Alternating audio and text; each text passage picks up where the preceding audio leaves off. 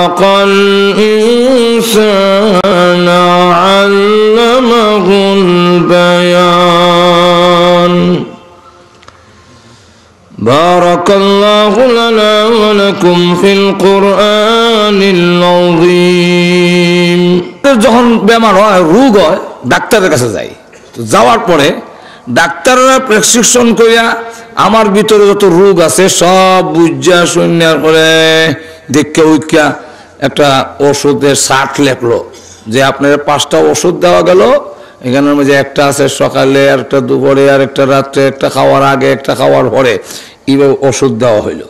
এখন যদি আপনি এমন শিক্ষিত হন, আপনি নিজেই যদি ডাক্তার হন আর ওষুধ বুঝিলেন তে তো বালা, কিন্তু আমাদের গ্রাম অঞ্চলে যে সমস্ত লোকেরা একবারই ওষুধের গুণাগুণ কিচ্ছু জানে না, সারা শুধু ডাক্তারের কথাটাকে বিশ্বাস করিয়া ট্যাবলেটটা খাওয়ার পরে অনেক রোগ আছে কমে না, ভালো হয় না? আর তো এখন ইবাদতের ট্যাবলেটের গুণাগুণ বুঝলো না, এই কারণে ডাক্তারের কথায় কি ওষুধ খাইলে কাম হয় না? এখন না, তাহলে ডাক্তার একজন মানুষ, তার কথা বিশ্বাস করে ঔষধ সেবন করলে যেমন রোগ আরোগ্য হয়। আল্লাহ আমাদেরকে বানাইছেন, আমাদের মাথার থেকে পা পর্যন্ত সব পরীক্ষা করে প্রেসক্রিপশন দিয়েছেন কোরআন, তার মধ্যে ঔষধ বাতায়া দিয়েছেন। এখন আল্লাহ কোরআনে বলেছেন, আমার কথা, আমার কালাম যদি তেলাওয়াত করো, হাক্কা তেলাওয়াতিহি, তেলাওয়াতের হক আদায় করে, ওয়া ইউমিনুনা বিহি, কোরআন শরীফকে বিশ্বাস করে ঈমান এনে আমি আল্লাহর কথা বিশ্বাস করে যদি খাও, গ্রহণ করো, তেলাওয়াত করো, তোমার দিলের সমস্ত বেমার ভালো হবে, সন্দেহের কোনো সুযোগ নাই। আল্লাহ রাব্বুল আলামিন রাসূলকে বলেন আপনি পড়ুন, রাসূল কোরআন শরীফ পড়েন, কিন্তু আল্লাহ কোরআন শরীফকে ছন্দ মিলায়ে মিলায়ে আল্লাহ দিয়েছেন। যেরকম ঠিক না? আর রহমান আল্লামাল কুরআন খলাকাল ইনসানা আল্লামাহুল বায়ান। এইভাবে প্রত্যেকটা আয়াতের শেষে মিল আছে নি? আর একটু জোরে কন, এটা কি সূরা রহমানই? আর একটু জোরে কন, সূরা রহমানই না সব সূরার মধ্যে আছে? আরো সামনে গেলে তখন বুঝাবার টাইম নেই। আপনি যে কোনো সূরা পড়েন, আল কারিয়াত যদি যান, আল কারিয়া মাল কারিয়া ওয়া মা আদরাকা মাল কারিয়া, এখানে শেষ মিল আসেনি? একটু ধরে কম। এইভাবে ছন্দ মিলায় যখন পড়েন তখন কাফেররা কয়, মুহাম্মদ তো জীবনে কোনোদিন স্কুল কলেজে ভার্সিটিতে পড়েননি, সুতরাং উনি এত ছন্দ মিলায় মিলায় পড়ার এটা ফাইলেন কোত্থেকে? না আমরা না, আল্লাহ কইছেন। হেরা কইলে ফাইলো কোত্থেকে? এরা তুই এক আল্লাহ মানেই না, এরা বহু খুদার বিশ্বাস হইয়া বইছে। যেরকম ঠিক না, মানুষ বহুত্ববাদীর বিশ্বাসী হইয়া এমনকি ঘরে ঘরে মূর্তি ঢুকাইয়া দিয়া স্বয়ং আল্লাহর ঘরখানায় কাবার ভিতরে পর্যন্ত 360টা মূর্তি নিয়ে ঢুকাইছে। এর মধ্যে ইব্রাহিমের প্রতিকৃতি, এর মধ্যে ইসমাইল আলাইহিস সালামের প্রতিকৃতি, এই সবগুলো কাবাঘর বসে। সেখানে এরা আল্লাহর কথাগুলো তো বুঝবেই না, এরা কোত্থেকে আসে? তো ওরা কয় কোন সাহিত্যিক, কোন পণ্ডিত মনে হয় যে এইভাবে আরবি ছন্দগুলো বানায়, আর মুহাম্মদ সাল্লাল্লাহু আলাইহি ওয়াসাল্লামের তো কণ্ঠস্বর বিশ্ব সুন্দর, এই জন্য উনি কণ্ঠ দেয় আর বানায় আরেক বেটা। এটা আরেকজনে কোন সাহিত্যিক, কোন বড় বড় কবি আছে না, এমন সাহিত্যিক এরা বানায়।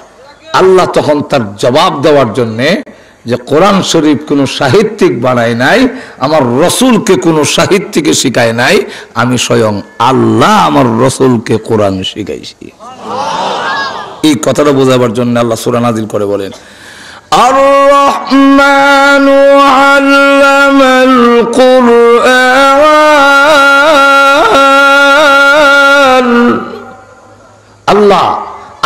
রহমানের পরে আল্লামাল কোরআন আনলেন কেন?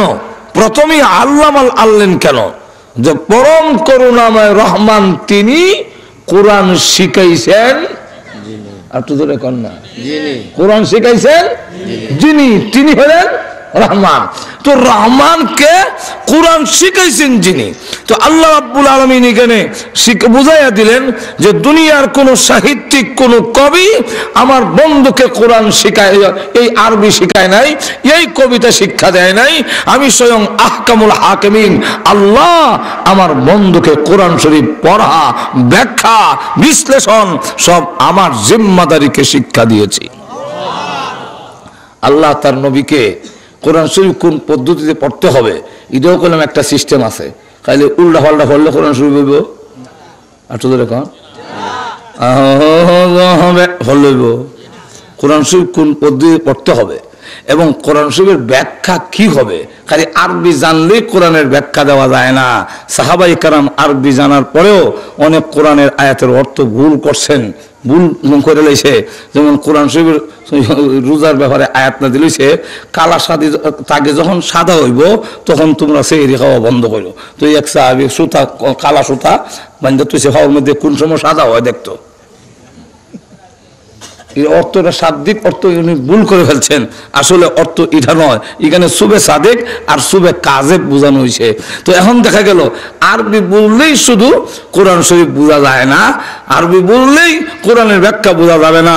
কোরআনের ব্যাখ্যা বুঝতে হবে আল্লাহ বুঝাইছেন তার রসুলকে, রসুল বুঝাইছেন সাহাবায়ে কেরামকে, সাহাবায়ে কেরাম বুঝাইছেন তাবেঈনকে। এইভাবে কিয়ামত পর্যন্ত কোরআনের ব্যাখ্যার ধারাবাহিকতা চলতে থাকবে। এই জন্য জিবরাইল আলাইহিস সালাম যখন কোরআন শরীফ পড়েন নবীজি তখন করেন কি জানি একটা শব্দ নিচুটা জায়গা পরে নিয়ে আবার ইয়াদ না থাকে। এবং জিবরাইলের মতো যদি না পড়তাম পারি তো সাথে সাথে ফরন দরকার। আমরা দেশে দীক্ষা নেওয়ার সময় বক্তা কোরআন শরীফ পড়লে শ্রোতার ওই খেলে বহন ঘুমাই গেছেন নাকি আল্লাহ জানে। তো আল্লাহ রাব্বুল আলামিন রসুলকে নিষেধ করে দিলেন। রসুল যখন জিবরাইলের সাথে পড়েন কোরআন শরীফ, আল্লাহ নিষেধ করে দিলেন পড়বেন না, জিবরাইল আপনার উস্তাদ নয়, উস্তাদ আমি আল্লাহ। আর তো ধরে কন্যা লা তুহাররিক বিহি লিসানাকা লিতা'জাল বিহি ইন্না আলাইনা জামআহু ওয়া কুরআনা। অবনবীজি আপনার তাড়াতাড়ির জন্য আপনি কোরআন শরীফ পড়বেন না এইভাবে জিবরাইলের কাছে, আমি আল্লাহ। ইন্না আলাইনা জামআহু ওয়া কুরআনাহু, কোরআন আপনার সিনার মধ্যে একটা শব্দ বাকি থাকবে না, সবগুলো শব্দ আপনার সিনার মধ্যে জমা করে দেওয়া এবং কোন পদ্ধতিতে কোরআন পড়তে হবে তার পঠন পদ্ধতিও আমি আল্লাহ শিক্ষা দেওয়ার দায়িত্ব জিম্মাদারি গ্রহণ করে নিলাম। এরপরে আরো বলেন সুম্মা ইন্না আলাইনা বায়ানা। আল্লাহ বলেন কোরআনের কোন ব্যাখ্যা হবে, বয়ান হবে, বর্ণনা হবে তাও শিক্ষা দেওয়ার জিম্মাদারি আমি আল্লাহ গ্রহণ করছি। আর এমন ভাবে শিখামু, বুঝেন তো আমি উস্তাদ কেমন হমু, আমি শিক্ষক কেমন। অন্য শিক্ষকরা শিখায়, ছাত্র বুঝা লায়, কিন্তু আমি আল্লাহ এমন উস্তাদ আপনারা শিখাইলে জীবনে ভুলবেন না। আল্লাহ কোরআনে অন্য আয়াতে বলেন সানুকুরিউকা ফালা তানসা ইল্লা মা শাআল্লাহ।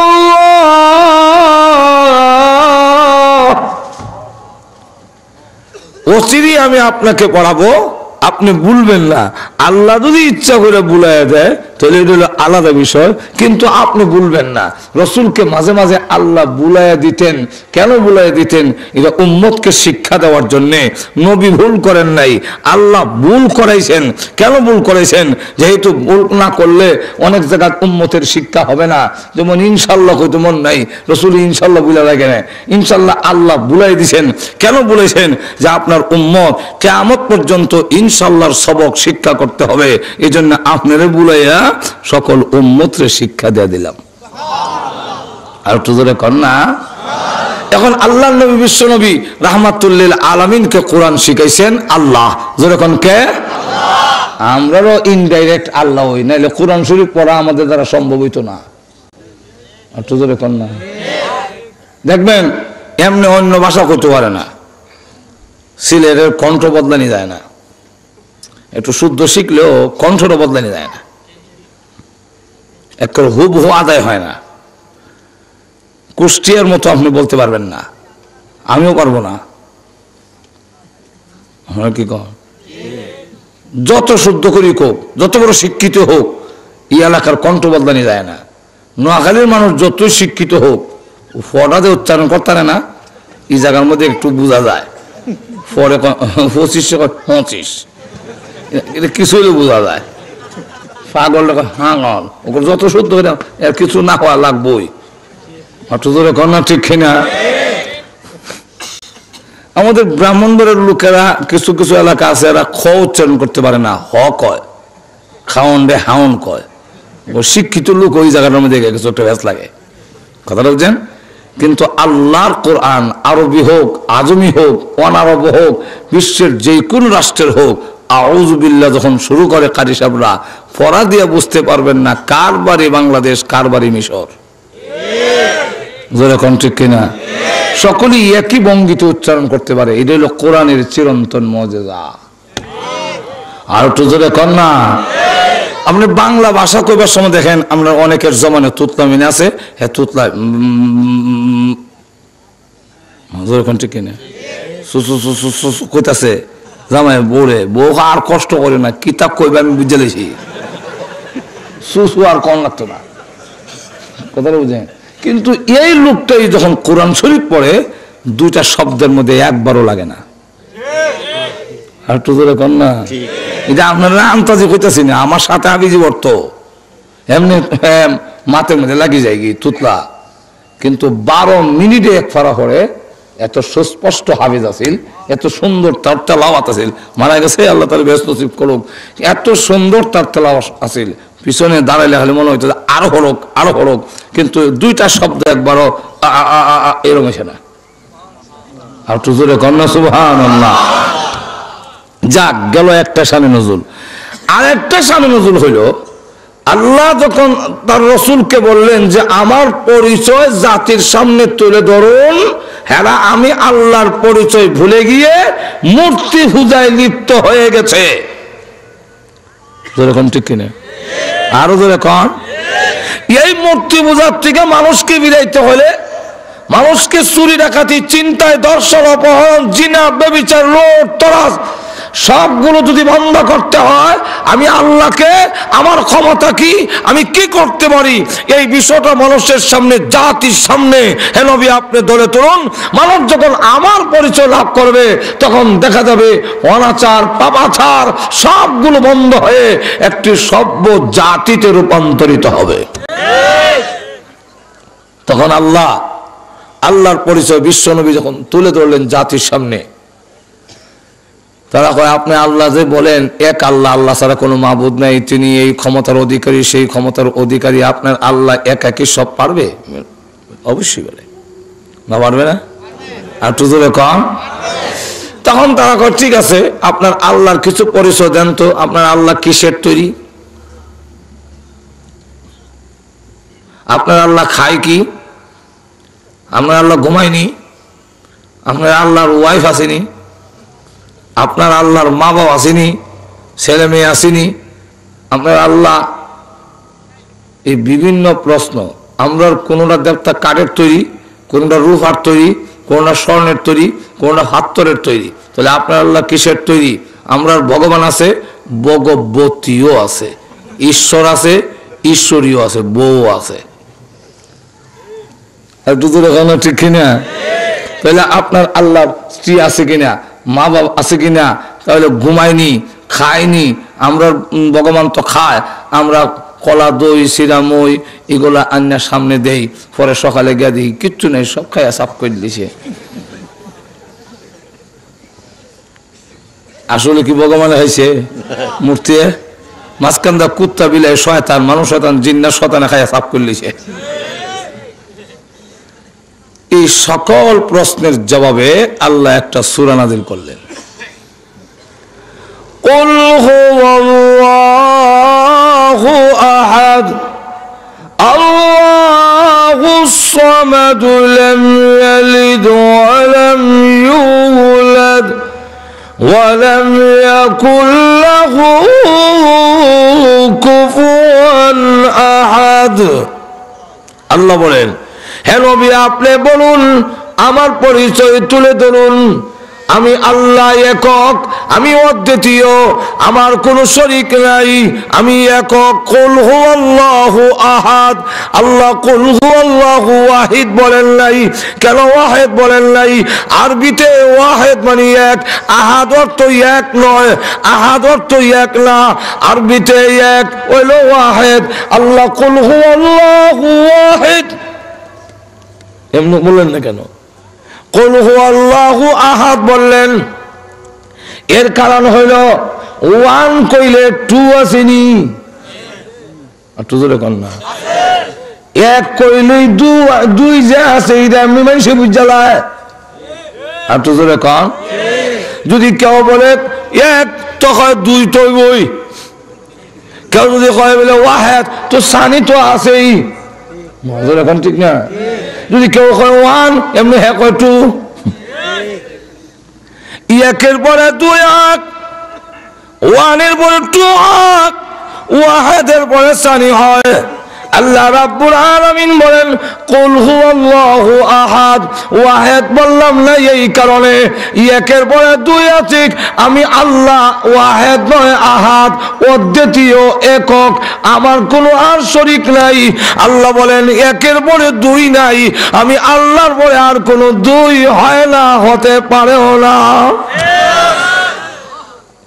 আল্লাহ রাব্বুল আলামিন বলেন এর আল্লাহুস সামাদ, আল্লাহুস সামাদ দিয়া সব প্রশ্নের জবাব দিয়েছেন এক কথায় কেটে দিছে। এটা কি বলে? আমার আল্লাহ বেনিয়াস ও মুকাফিকি, মুকাফিকি নন। তোমরা খোদা মাটির মুকাফিকি না, মাটি দা না বানালে খোদা হয় না, যেরকম ঠিক কিনা?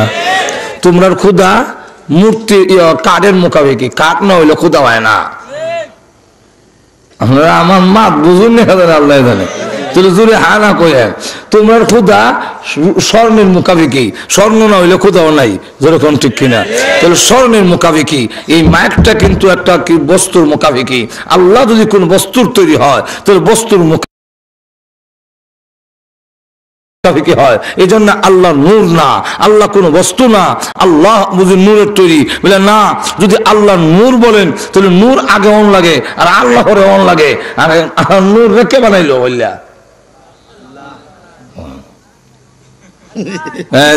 কথাটা একটু কথাটা বুঝছেন না বুঝলে?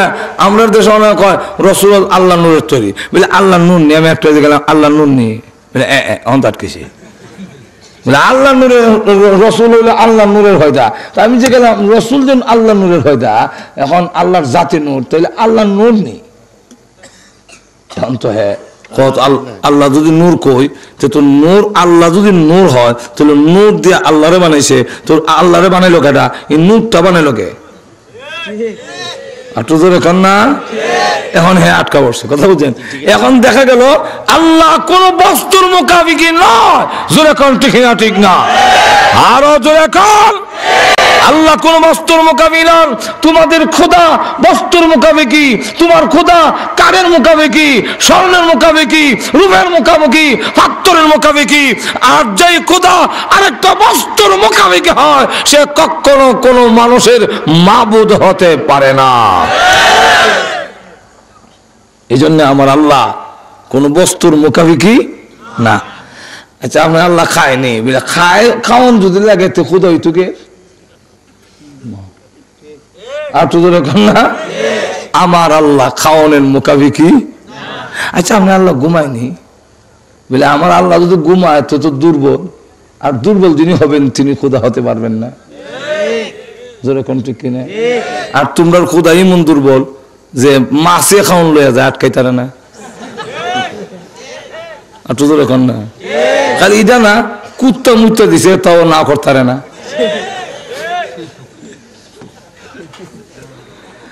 আসলে তো মূর্তির ভিতরে একটা শয়তান থেকে জাতিকে ধোঁকা দিত। আর একটু জোরে কন। এখন তোমার খুদা খাড়াইতে হবে না, পিছে দেখে দেখি একটা বাঁশ দিয়ে হতেছে, বাঁশের মুখামুখি। এখন এই দুনিয়াতে বাঁশ আর জাহান্নামে দিবার সময় একাওয়ালা বাঁশ দিবে। জোরে কন ঠিক না? ঠিক বাঁশের মুখামুখি খালি তারে না, যে নিজে নিজে খালি তারে না, হ্যাঁ খুদা হইতো কি। রসুলের কাছে একবার আইসে একটা মূর্তি বলতলেন, তো রসুল দিকে এটা কি তাই বলে, এটা আমার মাবুত, এটা আমার মাবুত, বুধ না মাবুত। এখন এটা জিজ্ঞাসা এইটা সাথে রয়ে আলো বলে, উনি আর তারে না তো বন্দায় খুদার হলে আলে। এটা যে হাত ভাঙ্গা কইটা আমি ভাঙছি। চিন্তা করে মানুষ কত নির্বুধ হইছে, খুদার হাত বন্ধা ভেঙে লেছে। কেমন দুর্বল খুদা! এমন কোন দুর্বল বস্তু মানুষের কখনো উপাস্য হতে পারে না। আমার আল্লাহর সাথে সংঘর্ষ করে কেউ টিকতে পারে নাই, পারবেও না। আর তুই কান দেখে সেগুলো ইব্রাহিম দেখছে, নমরুদ দেখছে, নমরুদ দেখছে, ফেরাউন দেখছে, আল্লাহর সাথে ধাক্কা দিয়া। আর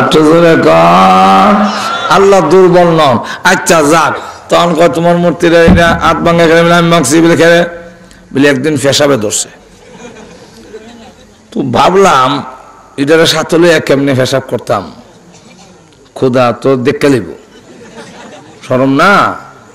তো একটা গাছের সঙ্গে নিয়ে ধাক্কাটা তুইছি, কারণ নিজে নিজে তো খালি তারে না, তো ধাক্কাটা রাখলাম যেমন না। আমি পেশাব করতেছি, হঠাৎ করে দেখি শব্দ ফেসে দিয়া হয়, চাই দেখি একটা কুত্তা ঠ্যাং তুলা। কুকুরের নিয়ম হইল যেখানে উষা দেখবো এখানে পেশাব করে, হ্যাঁ নিশা জায়গা পেশাব করতে পারে না। বিশ্বাস না করলে আমরা দেখেন গাছের কাছে দেখবো তো গাছটা উঙ্গি হই ঠ্যাং আলগি দেয় গাছটার। এখন এ আলগি দিয়া, আর তার নিয়ম হইল এক কেন করতো না, এখানে 100 টাকা, এখানে 150 টাকা, এরপরে 200 টাকা দিয়া যায়। এটারও কারণ আছে, তখন কোনের টাইম নেই। এক জায়গাত করলে অত জায়গাত করে গেলে এটার কারণ আছে।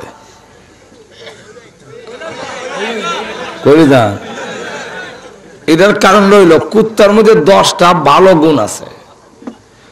ইমাম গাজ্জালী রহমতুল্লাহ লেখছেন, এই 10টা গুণ যদি কোন মানুষের মধ্যে থাকে, সে নির্ঘাত নিঃসন্দেহে আল্লাহর ওলি হবে। এই 10টা গুণ রে কুত্তার 2টা খারাপ খাসলতে বরবাদ করে দিছে। এর মধ্যে একটা হলো তার মধ্যে খারাপ গুণ, ভালো গুণটি তখন কয়ে লাভ নাই।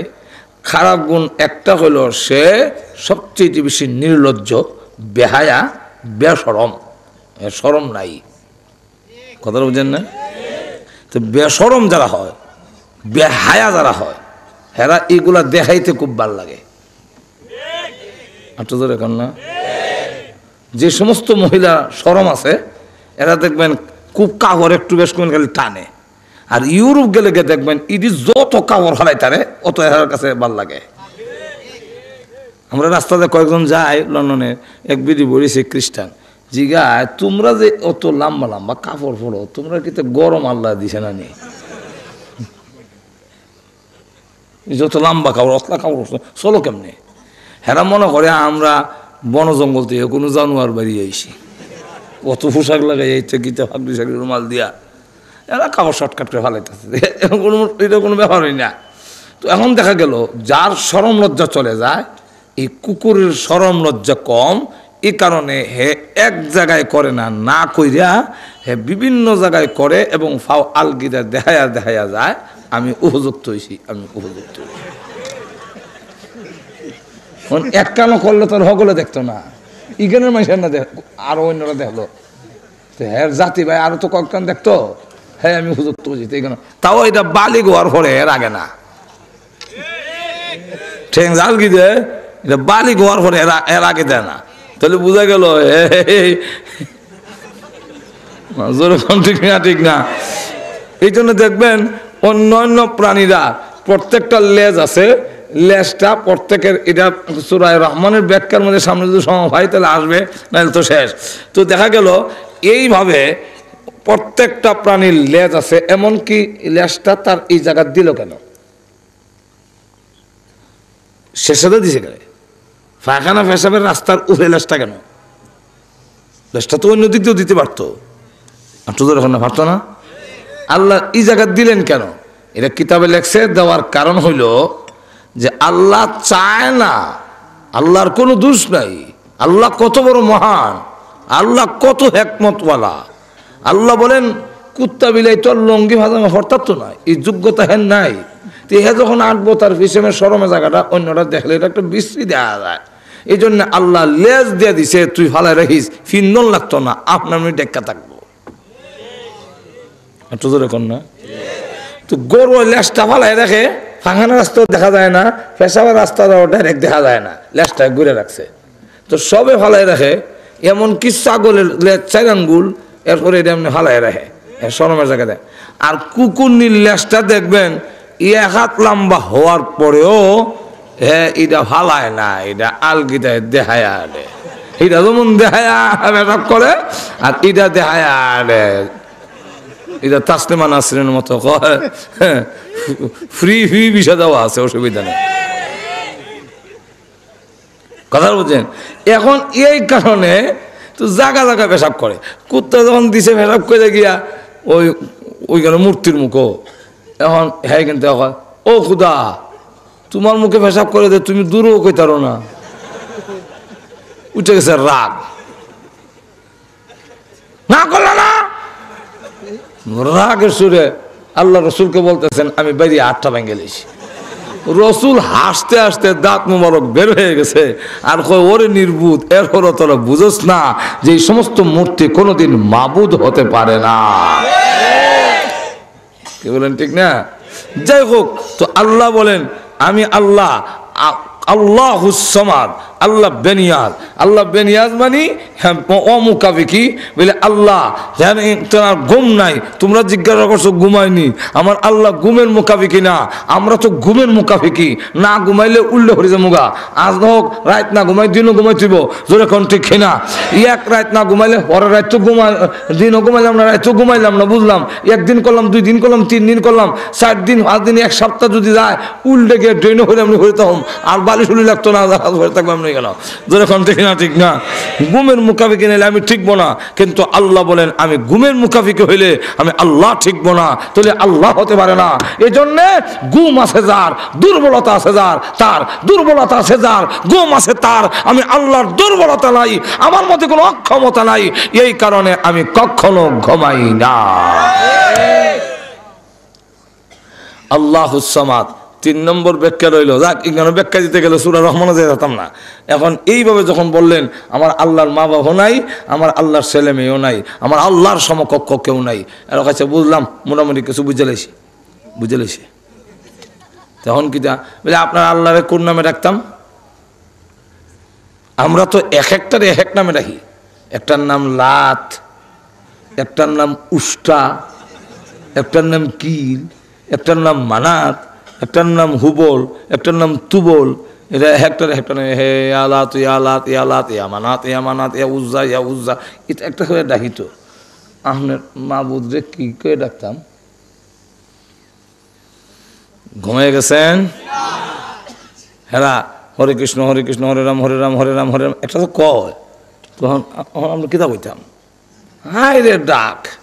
আমি একদিন রাত্রে 2টার সময় রাস্তা দিয়ে যাই, তখন সময় তো মানে প্রাথমিক অবস্থায়, তো গাড়ি রেখে কিছু জায়গা গাড়ি নাই সময়, গাড়ির থেকে নেমে একটা যাই, তো পূজার সময় রাত 2টায় গিয়ে দেখি নীরব একবারটা মূর্তির সামনে বইয়া, হায় রে ডাক, হরে কৃষ্ণ হরে রাম হরে রাম হরে রাম হরে রাম হরে রাম, হরে হরে হরে কৃষ্ণ হরে রাম, ওটা তো স্যার। তা আমি কতক্ষণ উবাইলাম, উবাই দিয়ে বেড়া চায়ও না, পরে আমি কয়ে গেলাম কিয়ামত ওই তো হারে কোনো জবাব পাইবা না, কোনো কাজ হবে না।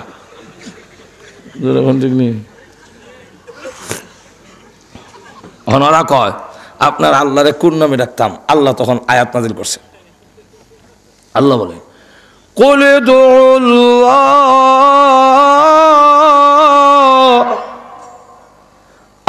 উদুর রহমান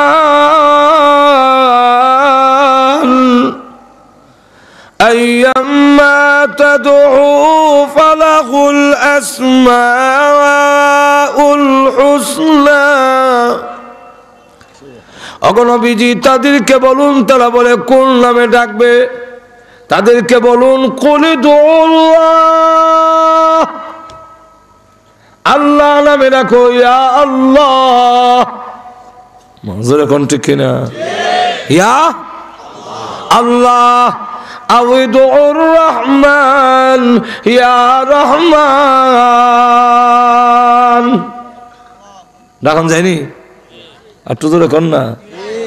আইয়াম্মা তাদউ ফালাহুল আসমাউল হুসনা। আল্লাহর আরো সুন্দর সুন্দর নাম আছে। এই সুন্দর সুন্দর নামের ব্যাখ্যায় তাফসীরের কিতাবে দুইটা বর্ণনা এনেছেন। একটা বর্ণনা হলো আল্লাহর 99 নাম আছে, আর এক বর্ণনায় আনছেন শুধু 99 নয়, আল্লাহর নাম গুণবাচক নাম 10,000-এর উপরে আছে। যা আমরা কলা জানি। আল্লাহ রাব্বুল আলামিন বলেন যেই কোনো নামে ডাকো, ইয়া আল্লাহ বলে ডাকতে পারো, ইয়া রহমান বলে ডাকতে পারো, ইয়া রাহিম বলে ডাকতে পারো, ইয়া খালেক ইয়া মালিক বলে ডাকতে পারো। যেই কোনো নামে ডাকো, আমি আল্লাহ ডাক দিতে দেরি হবে, আমি আল্লাহ জবাব দিতে একটা মিনিটও দেরি করব না। তুই যদি ডাকার মতো ডাকতে পারস, ডাক দিতে দেরি হয়, জবাব দিতে দেরি হয় না, জবাব এসে যায়। তো যে কোনো নামে ডাকো। এখন আল্লাহ এক বেটা মূর্তির সামনে গিয়ে কইতেছে ইয়া সনম ইয়া সনম ইয়া সনম ইয়া সনম ইয়া সনম। সনম মানে মূর্তি। ইয়া সনম ইয়া সনম। দেখবেন কোন জিনিস বেশি স্পিডে হইলে একটা মধ্যে একটাই হয়। ছোট সময় কইতাম দেখি গাপ ছিলেন, গাপ রস দিয়ে যে জালের মধ্যে দেয়, তো কইতাম কাঁচা গাপ হাংনা গাপ, কাঁচা গাপ হাংনা গাপ। এটা কইতে গেলে তো ভালোই কখন যায়, স্পিডে কো, তখন দেখা যায় গা বাড়তা হ্যাঁ না বা হইয়া যায়। বেড়া করলাম বুলে ইয়া সনম ইয়া সনম ইয়া সনম ইয়া সনম ইয়া সামাদু। এমনি শুনে গভীর রাত ধ্যানমগ্ন ইয়া ডাকতেছে, তো দিন দুনিয়ার খবর নাই। বুঝলাম যে হরে কৃষ্ণ হরে এইভাবে তো ডাকতেছে ইয়া সনামু ইয়া সনামু ইয়া সামাদু। এমনি মনে এত বৎসর পরে এই নামটা কেমনে স্মরণ হইল? আর তো জোরে কর না। এমনি হ্যাঁ খেরে জব দিল, ভুল কইলাম সমাদ, জব কইলাম না, শুদ্ধ করে সালাম সালাম কই, একটা হাসিও কোনোদিন দিল না। আর সমাদ কইলাম ভুলে, কে জব দিল? সমাদ কি এখন লাগছে? সমাদ রাস্তাত দেখা রয়েছে, যারে ভাই ভাই আপনি সমাদ চিনেন? যাবে না, সমাদ চিনতাম, নামাজি করি না, সমাদ কিতা চিনতাম। খুদ মেসাব যায়, হুজুর হুজুর দাঁড়ান, আপনি কি সমাদ চিনেন? কেন চিনব না? সমাদ চিনব না কেন? আমাদের আল্লাহর এক নাম হলো সমাদ। আল্লাহু আহাদ আল্লাহু সমাদ। আমার আল্লাহর নাম সমাদ। এমনি বলে একটু দাঁড়ান। বলে কেন? বলে আমি গোসল করে আই। গোসল করতে গেলে বলে হরে হইমু। গোসল করে পবিত্র হইয়া সামনে এসে বলে এতদিনে আমি আসল মাবুদের সন্ধান পেয়েছি। সালাম সালাম ডাকলাম, কোনোদিন জবাব দিল না, কিন্তু আল্লাহকে সমাদ আমি ভুলে ডাক দিয়েছি। আমার আল্লাহ কত বড় দয়ালু, তার বান্দার প্রতি কত আগ্রহ, তার বান্দার প্রতি কত অনুদান, তার বান্দার প্রতি কত দয়া মায়া। বলে সমাদ করেছি, আমার ডাকে যখন জবাব দিয়েছে তিনি আসল মাবুদ, আমাকে তওবা করান, আমি এখনই কালমা পড়ে মুসলমান হয়ে যাব।